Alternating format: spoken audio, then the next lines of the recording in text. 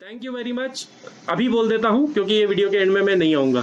चलिए, thank you very much और bye bye. जो लोगों को सबसे बड़ा कंफ्यूजन रहता है कि सर मेरे जो स्ट्रक्चर अर्थिंग में डीसी साइड का कर रहा हूँ, डीसी साइड में क्या क्या चीज़ें आती हैं। तो डीसी साइड में आपका इन्वर्टर की बॉडी आती है, मॉड्यूल का स्ट्रक्चर आता है, मॉड्यूल टू मॉड्यूल अर्थिंग आती है, जैसा मैंने अभी आपको स्टार्टिंग में ऊपर दिखाया था।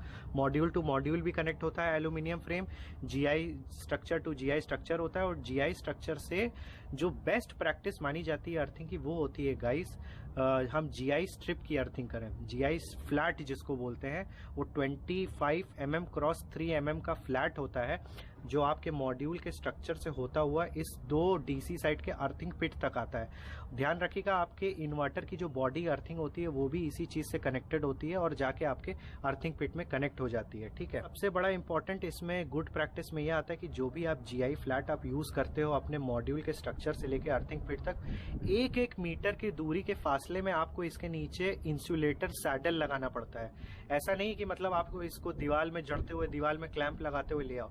ये इंसुलेटर बहुत ज़्यादा इंपॉर्टेंट रोल प्ले करता है गाइस, क्योंकि जस्ट इन केस आपके रूफटॉप पे बारिश हो गई या आपके दीवार में नमी है, तो जो भी लाइटनिंग स्ट्राइक के बाद जो सर्ज फ्लो होने की कोशिश करेगा वो इस जीआई फ्लैट से ना होते हुए आपके वॉल के अंदर फ्लो होने लगता है। तो आपको कोशिश ये करनी है कि आपको ये इंसुलेटर सैडल फ्लो का इंस्टॉल करना है 1-1 मीटर के दूरी के फासले में, रूफ टॉप से लेके जहां तक भी इसको राउटिंग करके आप अपने अर्थ पिट तक ला रहे हो।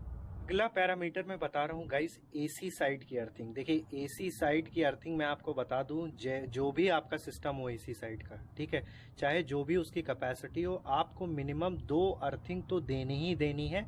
मिनिमम की मैं बात कर रहा हूँ गाइस, मिनिमम। यहाँ पे आपको एक चीज समझनी है जो आपको कोई नहीं समझा पाता, कि 1 एम्पियर एसी करंट की value is equal to 10 ampere DC current की वैल्यू। तो आप समझ लो मतलब एसी करंट कितनी ज्यादा पावरफुल होता है as compared to DC current. तो एसी के रिस्पेक्ट में आपको कभी भी गाइस चांस नहीं लेना है। जब भी आप अपने एसी साइड की अर्थिंग कर रहे हो, मेक श्योर कि गिरती हालत में आपको 2 अर्थिंग तो करनी ही करनी है। दोनों अर्थिंग पिट के बीच का जो आपका डिस्टेंस होना चाहिए, it is more than 3 metres का होना चाहिए। 3 मीटर की डीप अर्थिंग होनी चाहिए। केमिकल अर्थिंग करनी है, विथ इलेक्ट्रोड अर्थिंग आपको करनी है। और इसमें आपको ध्यान क्या देना है कि जो आपके अर्थ पिट का रेजिस्टेंस है should always be less than 3 ohm. 5 ohm is the maximum limit, लेकिन जो गुड प्रैक्टिस में आता है वो होता है 3 ohm with chemical earthing, with electrode earthing, GI flat के साथ 25 mm cross 3 mm cross section वाले फ्लैट के साथ आपको एसी साइड की इसी तरीके से गुड प्रैक्टिस में अर्थिंग करनी है।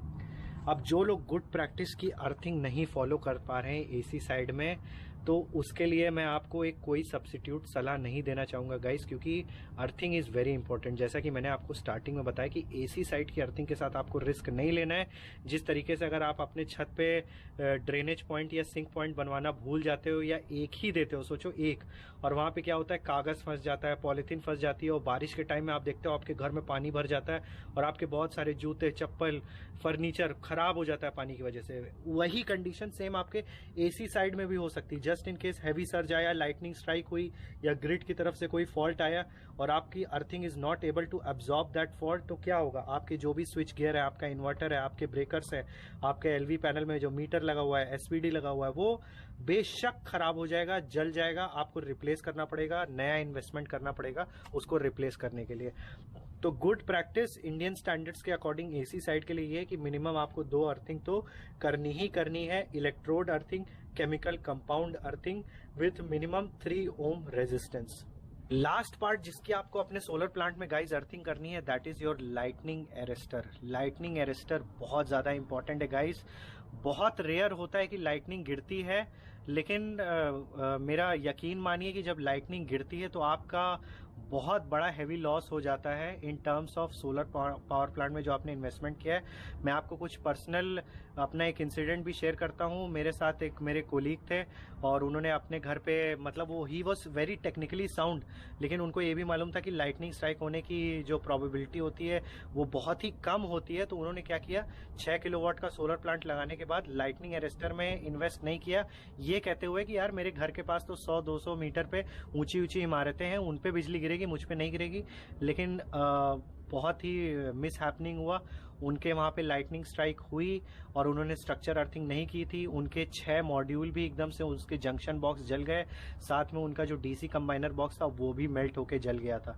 तो आपको लाइटनिंग अरेस्टर की जो अर्थिंग होती है गाइस, सबसे पहले तो गुड प्रैक्टिस में यह आता है कि आपको लाइटनिंग अरेस्टर की 3 अर्थिंग, मिनिमम 3 अर्थिंग तो करनी है, या 2 आप अर्थिंग करो और मेक श्योर कि दोनों अर्थिंग पिट के जो डिस्टेंस होना चाहिए मोर देन 2 मीटर होना चाहिए, 3 मीटर का होना चाहिए। और यहाँ पे अगर आप अच्छा इन्वेस्टमेंट कर सकते हो तो आप